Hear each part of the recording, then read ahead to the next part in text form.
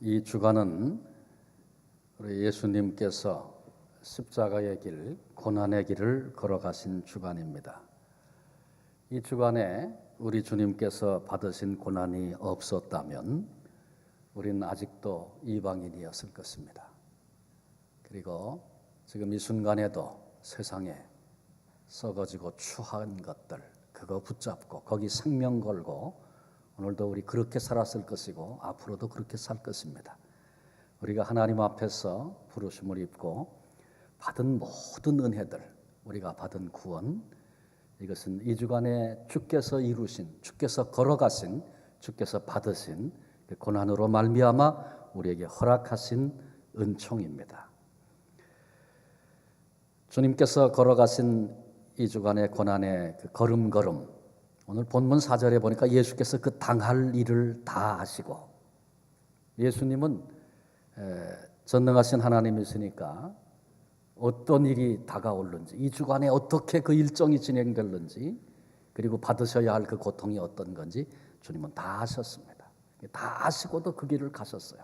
그러나 주님이 고난의 길을 걸었을 때 전능하신 하나님으로, 그래서 갈등도 고통도 아픔도 없이 그냥 콧노래 부르면서 그 길 가신 것 아닙니다. 우리와 똑같은 육체를 입으시고 우리 육체가 겪는 육체적인 고통, 정신적인 고통, 심지어는 십자가 위에서 하나님께 버림을 받는 영적인 고통에 이르기까지 모든 고통을 친히 겪으시고 짊어지시고 그 고통의 순간순간들을 지나셨습니다.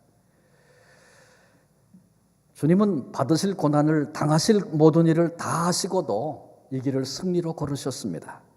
우리 인간들은 큰 문제가 우리 앞에 다가오고 있을 때 그게 엄청난 문제, 큰 문제가 곧 벌어지는데 그걸 모르기 때문에 태연하게 오늘을 살기도 합니다. 또 만일 내게 다가오고 있는 큰 문제가 요만큼이라도 예측이 된다면 당황해서 어쩔 줄 몰라 하고, 그리고 그 문제에 매여서 다른 것들은 보지도 못하고 다른 소리는 듣지도 못하는 그런 생활을 합니다. 그런데 우리 예수님은 정확하게 되어질 일들을 다 보시고 아시고도 그 고통의 길, 그 고난의 길을 승리로 걸으셨습니다. 주님께서 어떻게 이 고난의 길을 승리로 걸으셨는가?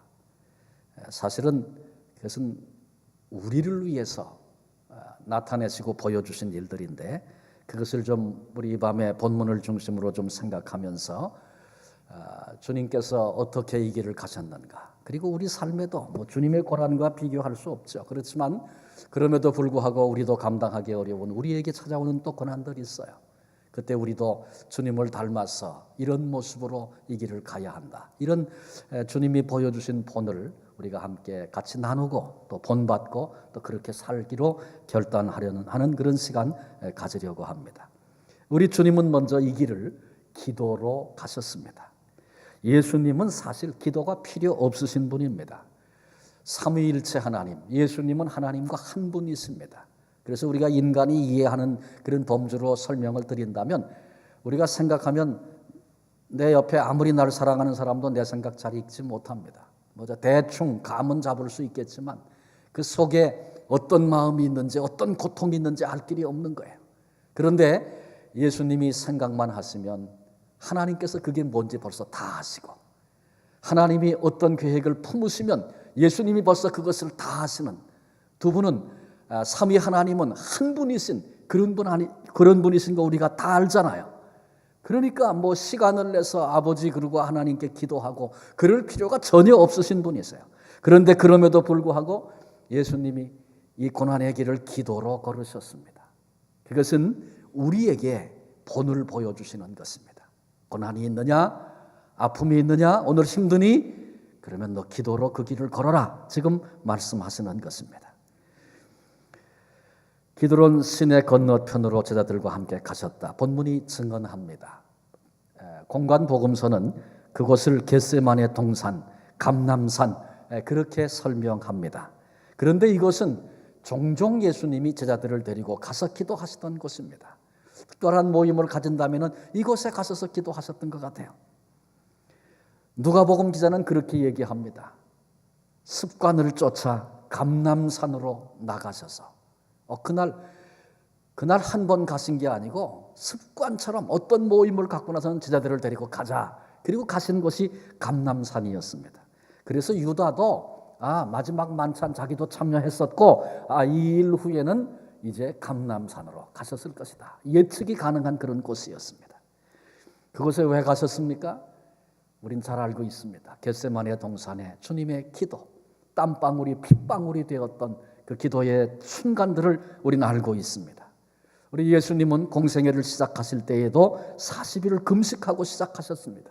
제자들을 뽑을 때에도 기도하셨습니다. 오병이어의 기적을 경험하고 사람들이 예수님을 붙잡아 왕으로 삼고자 할 때에도 주님은 사람들을 피하여 한적한 곳에 나가셔서 하나님과 교제하며 기도하셨습니다. 성경에 보니까 새벽 미명에 우리 주님은 습관과 같이 그렇게 늘 나아가 기도하셨다고 말씀하고 있습니다. 크고 작은 모든 일들, 어떤 일을 시작할 때에, 그리고 특별히 고난이 왔을 때 놓치지 않고 빠지지 않고 기도하셨던 주님의 그 기도를 우리도 배워야 합니다. 우리가 살고 있는 인생길에도 수없이 많은 고난의 바람이 불고 있습니다. 오늘 이 순간에도 고난의 자리에서 힘들어하고 있는 우리 교우들도 있고, 또 이 자리에 참여한 우리에게도 다 모양과 형태는 다르지만 이런저런 염려와 근심과 나를 힘들게 하는 고난의 바람들이 불고 있습니다. 성경은 우리 인생을 설명할 때 하룻밤 사이에도 어떤 일이 있었는지 알 수 없는 것이 우리 인생이라고 그렇게 말씀하고 있습니다. 수없는 고난들이 우리 앞을 가로막는 그런 인생을 우리가 삽니다. 그런데 그 인생길 속에서 우리 주님은 우리를 향해서 기도의 줄을 놓아서는 안 된다, 그렇게 말씀하시고 그 본을 우리에게 지금 보여주고 계신 것입니다.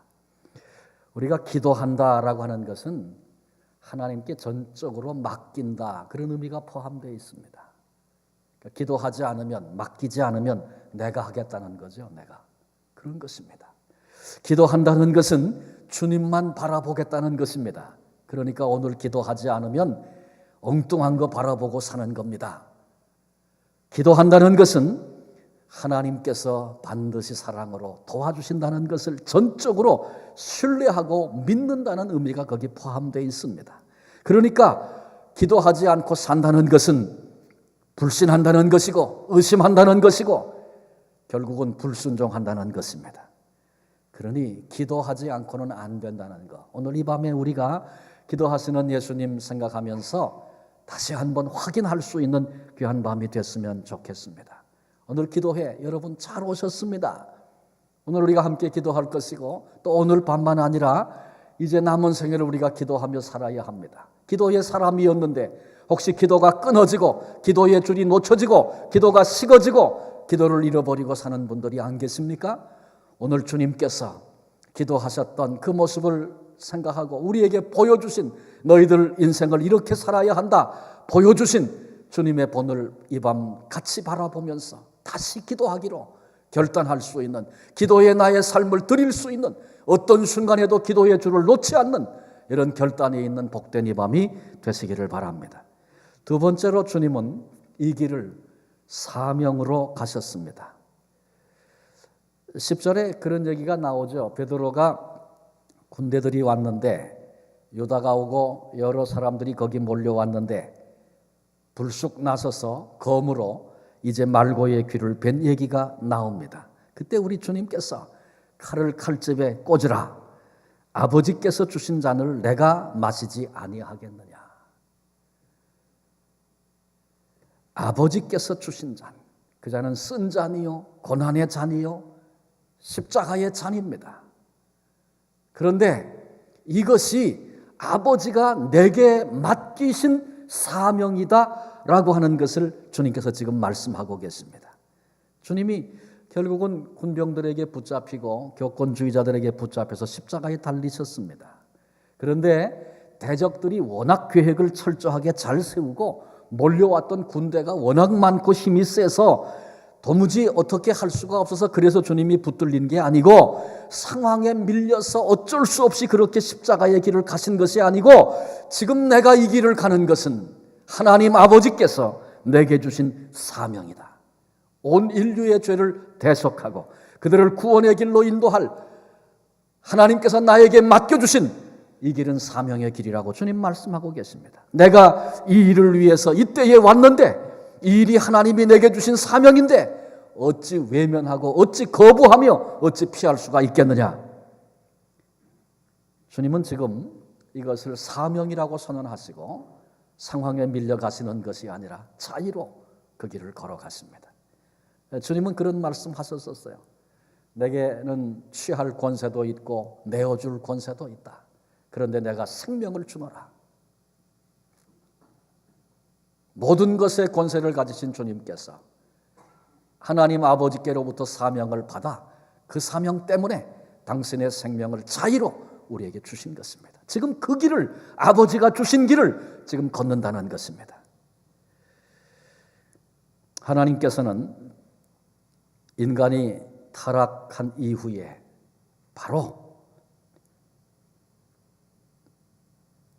하나님의 마음속에 구상하고 가지신 계획이 있었어요. 이게 뭐냐 하면 인간이 저지른 죄, 그 무거운 짐을 친히 대신 지시고 생명을 주어 하나님의 형상을 따라 지은 인간들을 용서하시고 구원하시기로 작정하셨습니다. 에덴 동산에 범죄하여 수치 때문에 숨어있던 아담과 하와에게 짐승을 잡아 양을 잡아 그 피를 흘려 가죽옷을 지어 입혀 주신 것, 그거는 복음의 그 모형을 거기 지금 담아 놓으신 것입니다. 하다가 안 되니까 하신 것 아니고 처음부터 그 큰 사랑으로 우리를 찾아오신 분이 우리 하나님이시고 우리 주님이십니다. 때가 참에 하나님께서 독생자 아들 예수 그리스도를 이 땅에 보내셨고 이제 마침내 십자가의 때가 되었으므로 이 사명에 우리 주님께서 집중하시고 이 사명 붙잡고 오직 이 길을 사명으로 걸어가신 것입니다.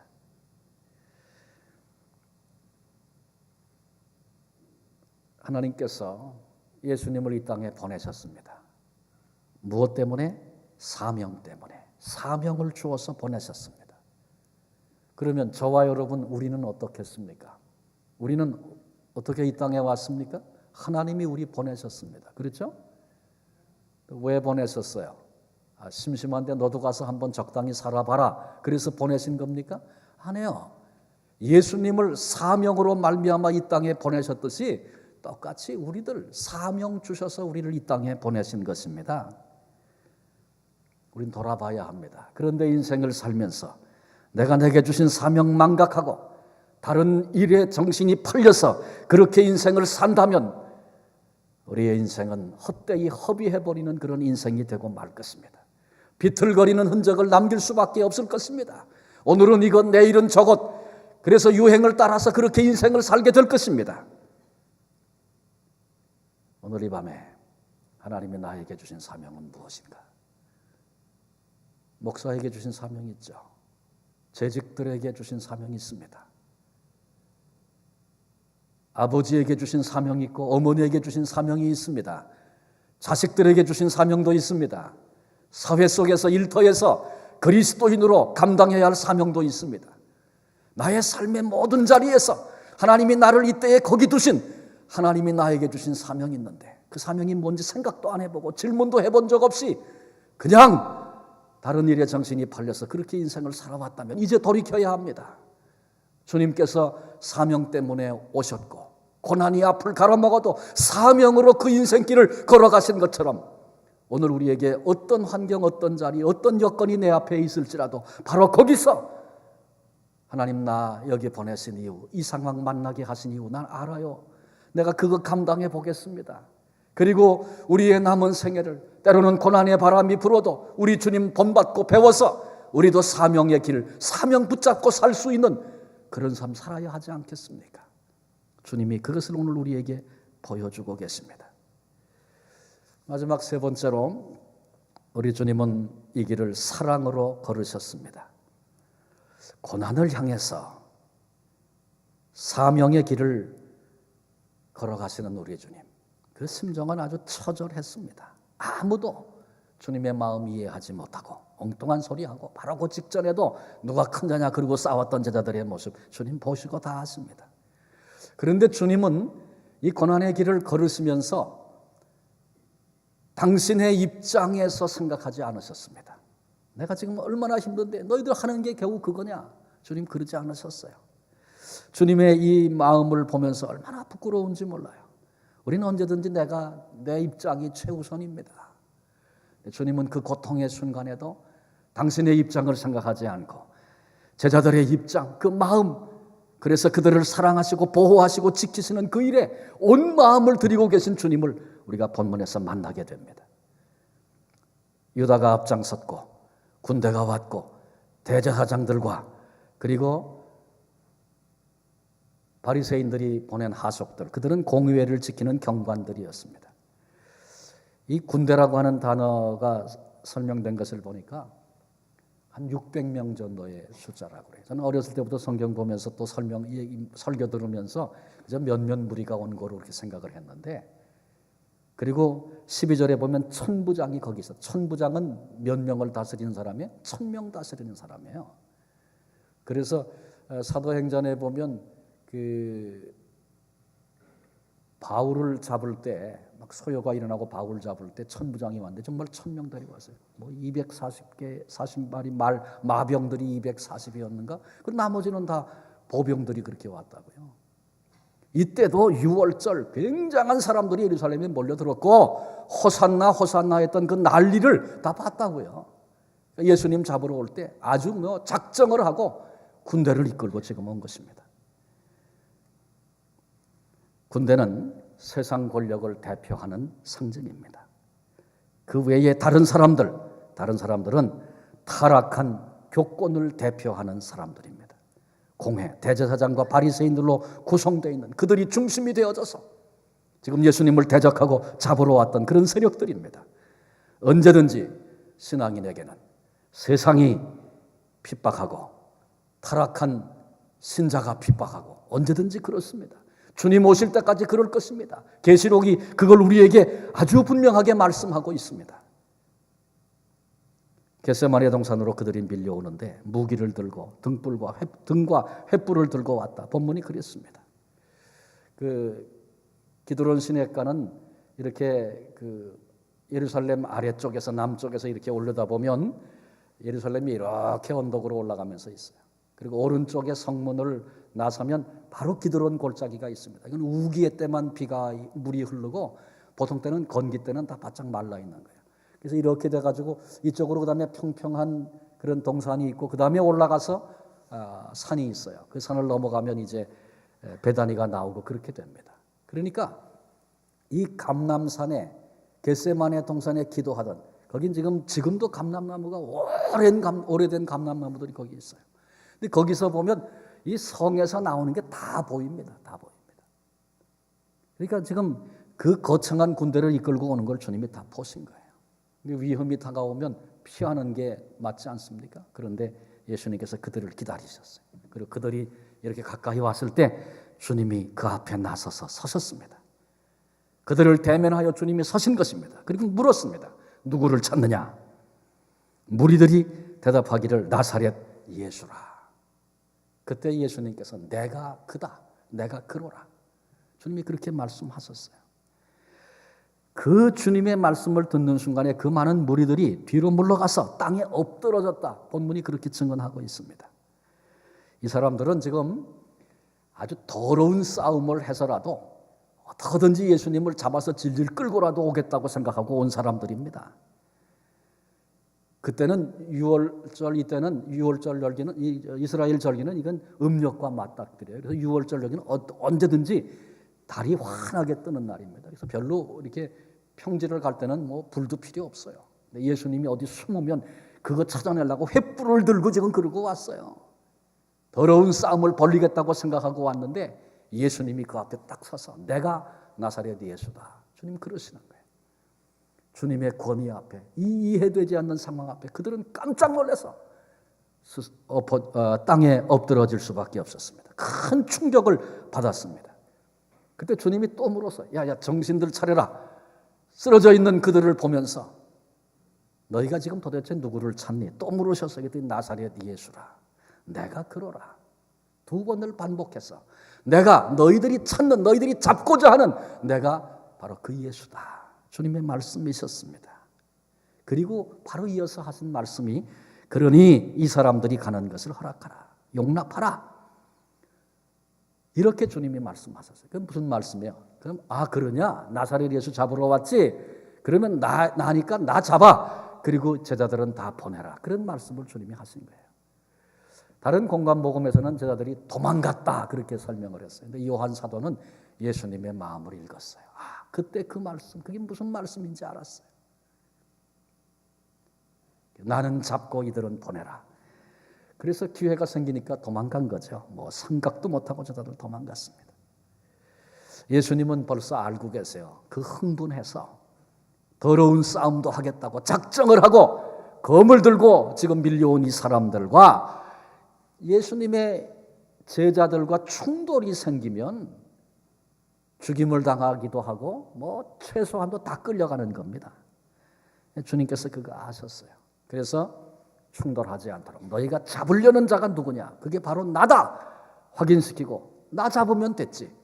이들은 다 가게 하라. 주님 제자들의 입장과 마음과 그들이 해함을 받지 않도록 그 순간에도 제자들을 살피는 주님의 마음이 여기 있습니다.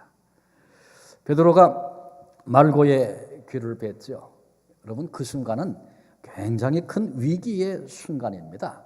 말씀드린 것처럼 무슨 일도 하겠다고 작정하고 몰려온 폭도와 같은 사람들입니다. 그런데 자기 사람들이 베드로가 휘두른 검에 의해서 피를 봤어요. 귀가 잘렸어요. 그러면 군중은 흥분하게 되어 있습니다.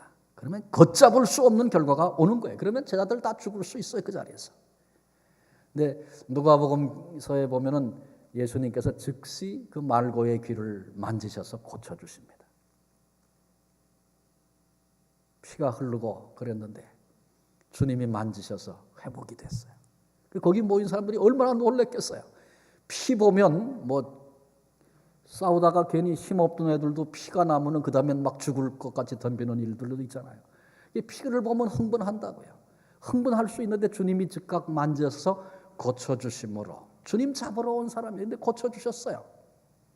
그러니까 모든 흥분이 일제히 가라앉고 도대체 이게 어떻게 된 거냐. 주님께서 그 위기를 벗어나 제자들이 안전할 수 있도록 그렇게 도우신 것입니다. 주님의 사랑입니다. 근데 베드로는 그 순간이 그렇게 위험한 순간이 전혀 눈치도 못 채고 있는 거예요.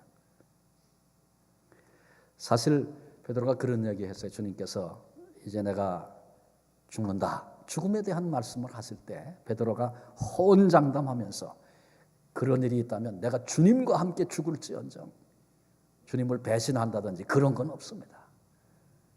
주와 함께 죽을지언정. 아마 호기를 부리고 그렇게 말했는데 어쩌면 인간적인 의리와 또 주님을 향한 사랑과 열정 이런 것 가지고 검을 휘둘렀는지 모르겠어요. 여러분 인간적인 열심은 이렇습니다. 굉장히 열심히 해서 한 것 같은데 그 순간이 위기의 순간이 된다는 것도 우리는 알아야 합니다. 그러니까 인간적인 생각 가지고 이게 하나님께서 주시는 은혜인가 하나님의 길인가 우리가 고민하지 않고 인간적인 열심으로 그렇게 행동하기 시작하면 그런 일이 생길 수 있는 겁니다.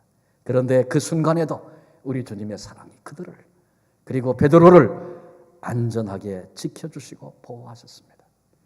복음서 공관복음에는요 그 말고의 귀를 뵌 자가 베드로였다. 그게 나오질 않아요. 요한복음에만 나와요. 이유가 있어요. 요한복음이 제일 늦게 쓰여진 책이에요. 그래서 요한복음은 주로 다른 공관복음이 다루지 않는 것들을 많이 다뤘어요. 그래서 공관복음이 다루고 있는데 요한복음이 없는 게 많아요.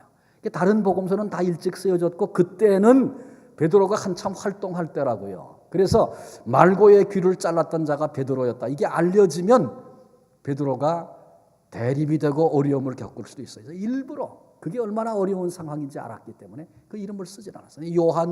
요한복음을 기록할 때는 그때는 벌써 괜찮은 거예요. 그러니까 요한이 이름을 썼다고요.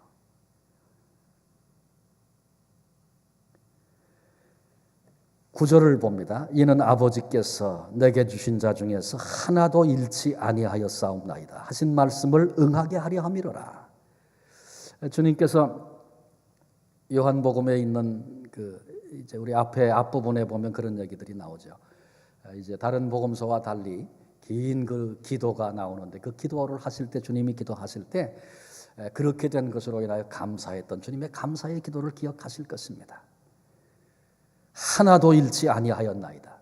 근데 이 말씀을 읽으면 바로 곧 질문이 생길 거예요.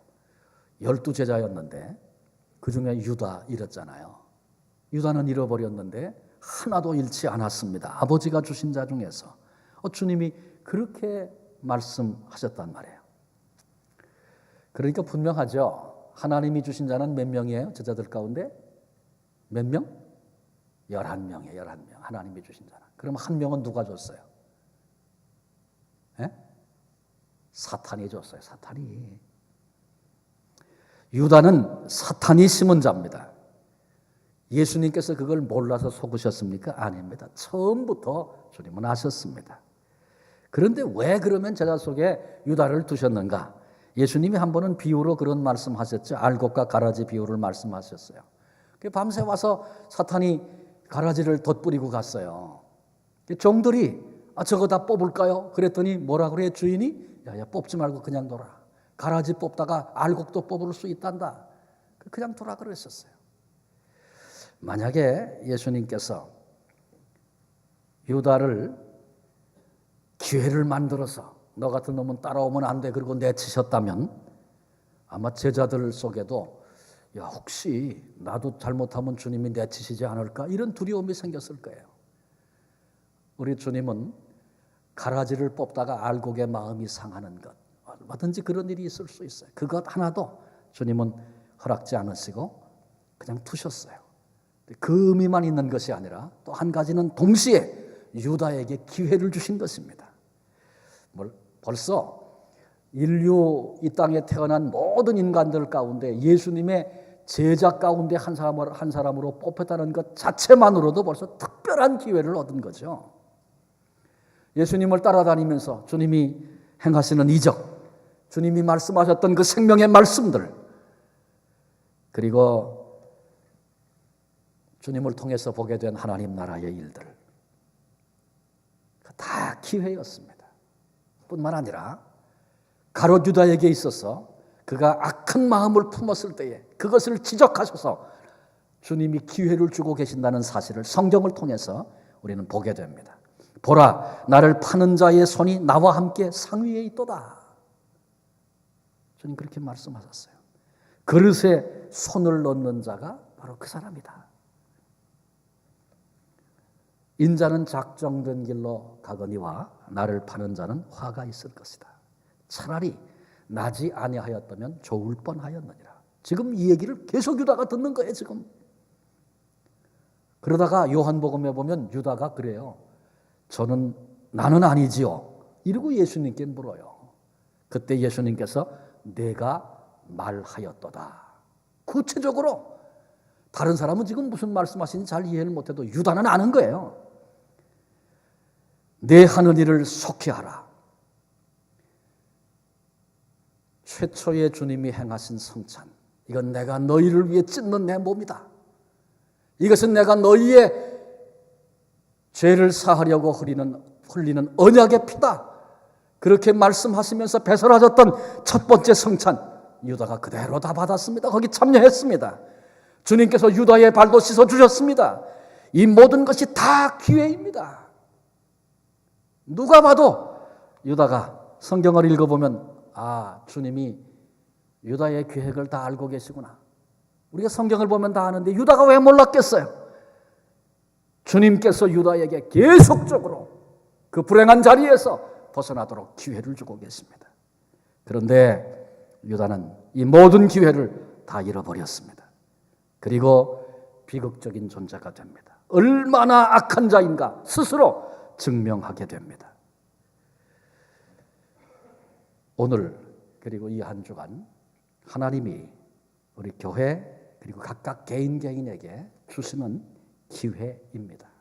주님이 우리에게 주시는 음성 듣는, 주님이 우리에게 베풀어 주신 생애 속의 특별한 기회들입니다. 오늘 본문이 그렇게 마지막에 끝이 납니다. 가야바에 대한 얘기가 나오고 예수님이 이제 안나스에게로 그리고 가야바에게로 이렇게 가서 신문 받는 얘기가 나오는데 가야바는 당시의 대제사장이었고 안나스는 장인이었습니다. 대제사장을 지냈던 사람입니다. 원래 대제사장은 죽을 때까지 하는 겁니다. 죽으면 그 다음에 임기가 끝나고 그 다음에 이어서 또 하고 그렇게 돼 있는데 이제 로마화를 선언하고 돈을 주고 그 다음에 충성을 다짐하고 대제사장이 되기 때문에 로마가 또 바꾸면 또 바뀌고 그런 거예요. 근데 이 집안은 하여간 그 안나스에게 아들이 5인데 5이 다 대제사장을 했어요. 첫 번째 아들이 하고 나서 그 다음에 사위가 하고 그리고 나서 나머지 4 아들이 또 합니다. 이 엄청난 그런 그 권력을 붙잡고 있는 종교의 탈을 쓴 권력을 붙잡고 있는 그런 집안입니다.